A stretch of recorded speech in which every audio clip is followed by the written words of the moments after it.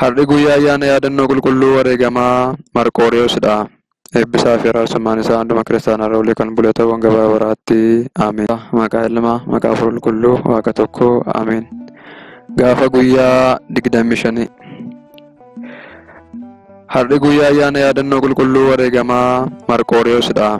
Eebbisaa fi araarsummaan isaa hunduma kiristaanaa olii kan bule ta'uun gabaa baraatti. Ameen. Wareegamaa qulqulluu Marqooriyoos. Dhuma jaarraa lammaffaatti bulchiinsa Room jalatti Asleet bakka jedhamtutti nama Aaros jedhamtutu ture. Haati warraa isaa bareedduudha. Garuu kan itti bulan waaqa harkeettidha.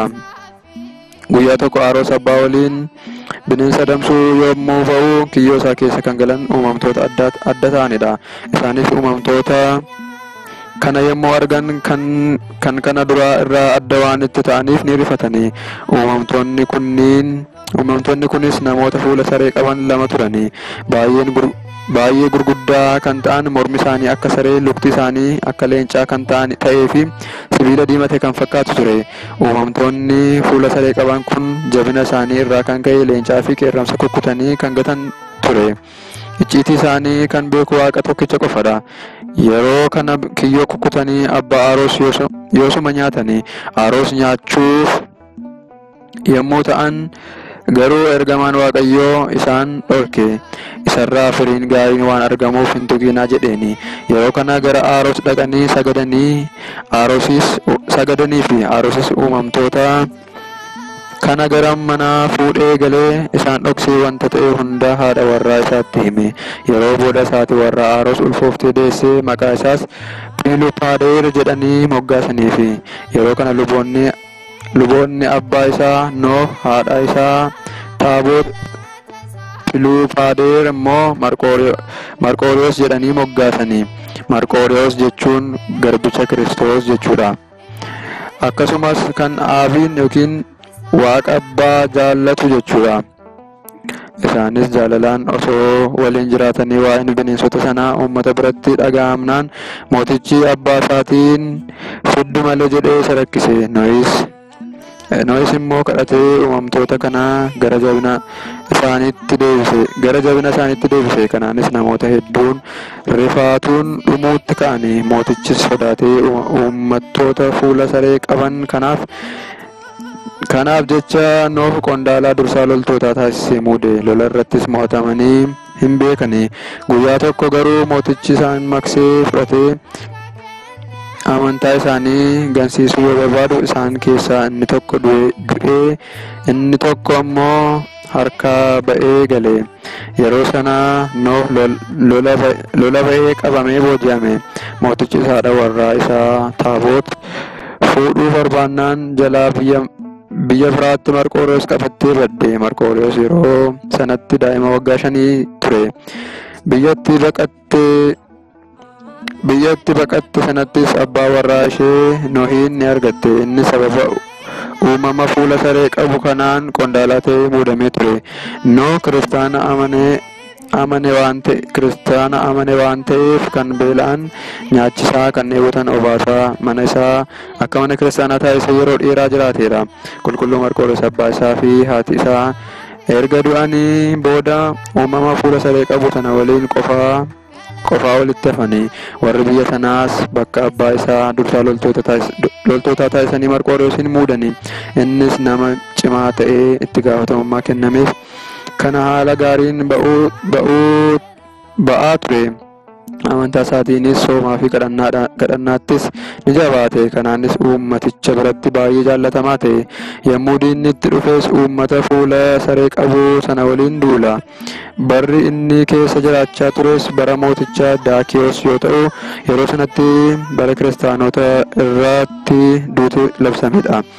Yommuu sakattaatonni warra Room irratti duulan qulqulluu Marqooriyoos baay'ina isaanii irraa kan ka'e ni sodaate. Yommuu gara waaqayyootti kadhatus ergamaan waaqayyoo Gabri'eel seefiittiin diina isaa mo'atu kenneefi. Ani loltuun Kiristoos diinota keenya kana kophaa koo nan mo'adha jedhee warra isa waliin turanitti dubbate. Yommuu kana dubbii kana kan dhaga'an itti kolfani.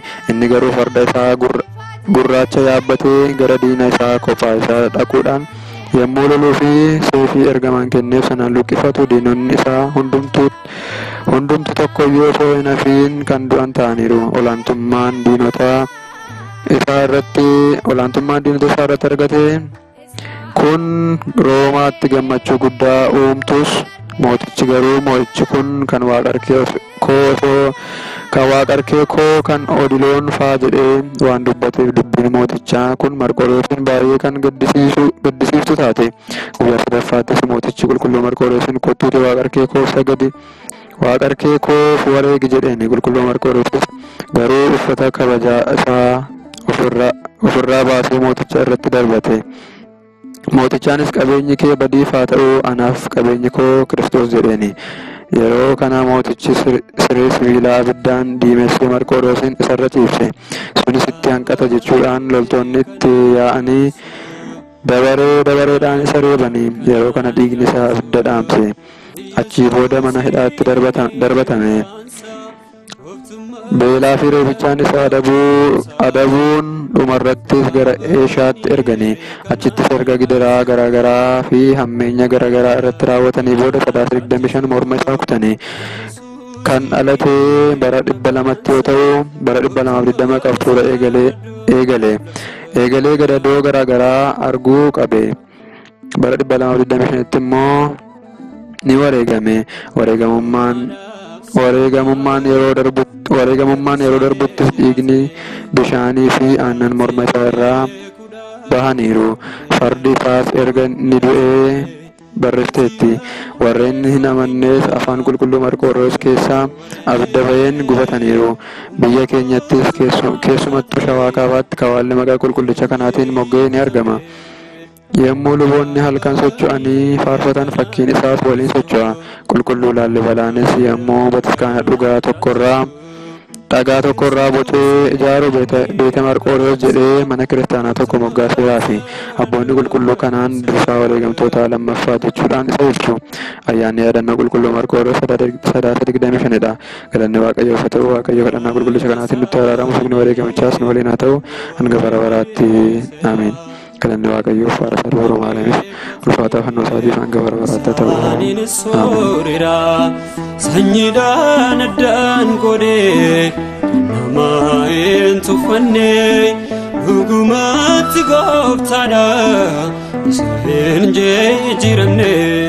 Mootiin qabanii kanaan waaqessu hundumarra kanaan caalchisu Yesuus hidhannee. Gabriel Maariyaam abeessaraat wandi lijjiirtu.